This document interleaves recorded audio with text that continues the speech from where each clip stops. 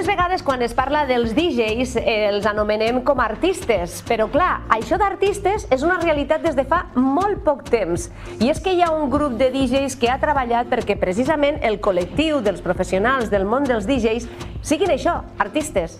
És per aquest motiu que avui ens acompanya el Manel López, Hola. un DJ ben reconegut a casa nostra i per bona part del territori, i que avui li agraïm moltíssim que estigui amb nosaltres perquè a més no ven sol, Manel. No, vinc amb un mestre i del que jo he sigut durant molt temps fan, que és el Mike Platinas. Mike, benvingut al Cafeïna i moltíssimes gràcies per acceptar la nostra invitació.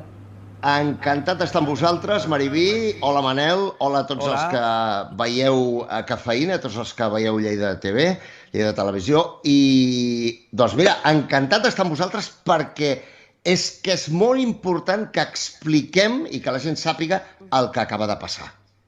És molt interessant, tant és així que aquesta conversa va néixer perquè amb un sopar que vam coincidir el Manel com a DJ i jo com a presentadora, jo li vaig dir, home, avui tenim l'artista. Dic, si tenim l'artista ja està tot assegurat. I el Manel em va dir, ara sí que ja em pots dir artista. Dic, Manel, has de vindre al Cafeïna per explicar-ho. Llavors el Manel em va afegir, sí, però el Mike també ha d'estar perquè és una persona molt important en tot aquest trajecte. Sí, el Mike, a part de que molta gent el reconeix perquè ha creat abans que ningú moltes coses com el Max Mix, o va ser el primer a competir al concurs de DJs més important del món de la DMC des d'Espanya. Vull dir, és una eminència amb el tema de la música, amb el tema dels mixes i amb el tema dels DJs. I a més, ara que hem aconseguit doncs aquesta denominació, o sigui, que siguem artistes realment, havia d'estar ell perquè ell és el que ens donarà dades més tècniques, pot ser, o més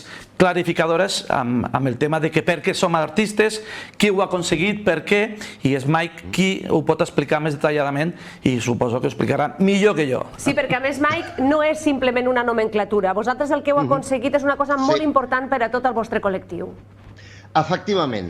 És a dir, ja ho sabem tots que en el feeling de la societat, és a dir, el concepte que la gent té del DJ, ja és el concepte que el DJ és un artista. Per què? Perquè és una persona que treballa en música, que comunica emocions mitjançant la música i ho fa d'una forma creativa. Però, sorprenentment, la llei no ho reconeixia així. I acabem d'aconseguir un salt històric. Us poso una miqueta en antecedents. Fa aproximadament uns 3 anys van fundar l'Associació Espanyola de DJs i Productors de Música Electrònica i hem estat treballant intensament per diverses vies, hem intentat aconseguir-ho per diversos camins, però curiosament el camí que ens ha aconseguit aquest salt històric que acabo de comentar són els empresaris. La patronal de l'oci nocturn, els empresaris són els que han dit doncs sí, teniu raó, han escoltat la nostra insistent reivindicació i finalment, fa molt poc, acaba de publicar-se el BOE, el Butlletí Oficial de l'Estat, el nou conveni col·lectiu del sector i en aquest conveni col·lectiu els DJs, que abans érem tècnics, hem pujat a la fantàstica categoria d'artistes.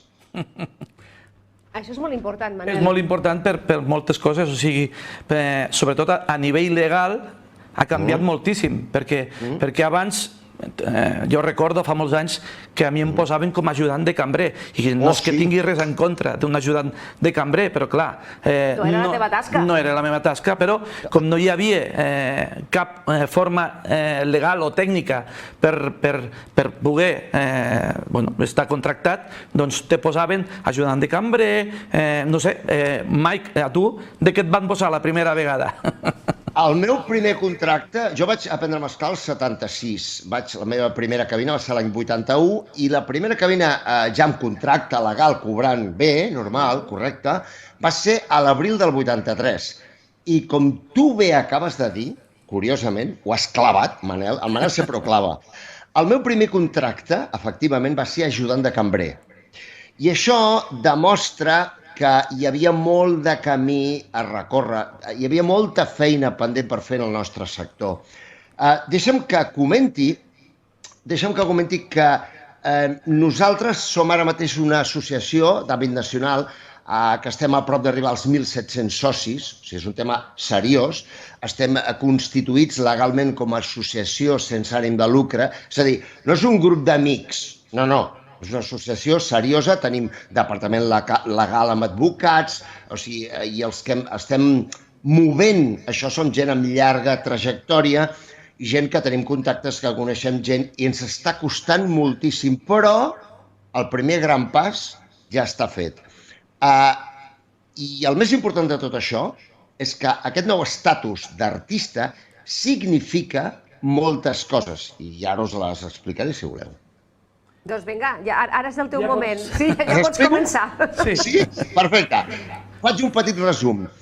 Mireu, és important que tots entenem que els artistes, el ser artista en general, és una feina bastant inestable. Quan dic artistes, vull dir actors de teatre, actors de cine, monologuistes, músics d'escenari, etc. Perquè ara tenen feina, ara no tenen feina, ara ve la temporada d'estiu i treballen molt, ara arriba gener, febrer, març i resulta que no es treballa gens. I aquesta inestabilitat i altres factors ha fet que a l'estat espanyol els artistes tinguin una espècie de tracte legal i fiscal especial. Tenen un tracte especial, cosa que és justa, degut a aquesta inestabilitat que comento. I el fet de ser artistes significa, el fet que el DJ ara, quan contractat per compte aliena, és a dir, quan tu et subcontracta un empresari, que per exemple tu ets resident d'una sala, tu estàs punxant allà, per exemple, anem a suposar, tots els caps de setmana, no? Doncs en aquest cas significarà que si ets artista, número 1, no existeix jornada parcial. Fins ara, si a tu et contractaven per posar música, per exemple, un còctel d'empresa que t'hi porta l'empresa teva que fa aquesta mena d'actes, tu punxaves 2 hores, cobraves 2 hores i et cotitzaven 2 hores. Això ja no va així ara. A partir de ja, tu cotitzes tot el dia sencer i independentment de que treballis 1 hora, en treballis 2, en treballis 3. I cobres tot el dia sencer. Però hi ha molt més. La jornada laboral d'un artista són 4 hores. No són 7, ni són 8, ni són 6. Pot fer més hores? Sí, pot fer més hores, però els que passin de 4 es cobren com a hores extra. I també hi ha moltes implicacions legals, com dic, i fiscals i tal, però per fer un resum molt i molt ràpid, perquè això és la tele i tenim poc temps, soc conscient d'això. Ens queden 3 minuts, Mike, ens queden 3 minuts. Doncs vaig molt ràpid. Una altra implicació legal, que aquesta l'haurem d'acabar de lluitar, perquè és un camí que acabem d'obrir, és que l'artista pot jubilar-se i a la vegada seguir treballant. Ja sé que això sona estrany, però els artistes tenen aquest règim especial, aquest tracte especial a l'estat espanyol. Per tant, voldrà significar que pots estar cobrant una pensió de jubilació i continuar treballant. Però també significa que si, per exemple, tu ets músic i has fet una feina de la qual es deriven royalties, que tu vas cobrant cada 6 mesos o cada any, una vegada jubilat, abans aquests diners te'ls descomptaven, que és el rendiment d'un treball anterior, te'ls descomptaven de la teva pensió de jubilació. Ara ja no. Ara podràs tenir les 2 coses a la vegada. No m'extenc, no continuo perquè és molt llarg, però perquè es feu una idea del canvi històric que això representa. I, com bé ha dit el Manel, això ens situa entre els països més avançats del món amb això. Aquí volia arribar perquè no sé si altres països ho han aconseguit, això. Sé que hi ha algun país que ha fet alguna cosa semblant, però que no ha sigut d'aquesta manera tan certificada i tan... Vull dir que aquí ha sortit el BOE, vull dir que és una nova... tan important com qualsevol artista que puguis pensar. Clar, és que jo no m'imagino a David Guetta que el seu contracte amb un festival surti cambrer. Imagino que fins ara si anava a Ibiza... Bueno, a veure, també és veritat que David Guetta és una empresa i suposo que no és qüestió ja sols del David Guetta. Però és un exemple, és per ficar-nos una mica en la situació, no? Però moltes vegades ha hagut la situació aquesta que jo m'he trobat amb... Com el posem aquí? No sabem com el posem, no? I ara ja sí que ha canviat una mica aquesta història. És facilitar una mica i fins i tot per vosaltres i deixa'm que ho digui per les famílies. Sí. Perquè, Mike, tu fa més de 40 anys que et dediques a això, Manel una miqueteta menys, però ara hi ha molts joves que fins i tot hi ha cicles formatius de DJ, que les famílies a vegades, quan els hi diuen que es volen dedicar a això, Manel... És que és veritat, o sigui, no saben ni per on tirar, perquè diuen, què faràs amb una feina que no saben ni com te poden contractar? I que no és una feina fixa. I ara canvia molt, i sobretot el fet aquest del que ha dit el Mike Platinas, és que quan te jubilis, te pots jubilar com a DJ, no com a qualsevol altra feina que no has fet. I deixa'm que comenti un detall, permet-me que comenti un detall final, és que és important que tots enteneu que és una feina lligada a la música i per tant és un art, és una feina creativa i a la que tu ets artista.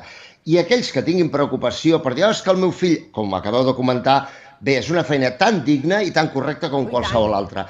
Si, com passa en tota la vida, si fas les coses ben fetes i correctament. És una feina que necessita un constant reciclatge, necessita saber-ne molt, saber d'història de la música, conèixer els estils, tenir un punt de psicologia de pista, tenir carisma, saber parlar pel micro i totes les feines paral·leles o derivades a les que el que és DJ es pot moure són des de ràdio, podcasts, YouTube, televisió, periodisme. Són feines que diríem que són paral·leles a aquesta i que fer el salt d'una a l'altra és molt fàcil.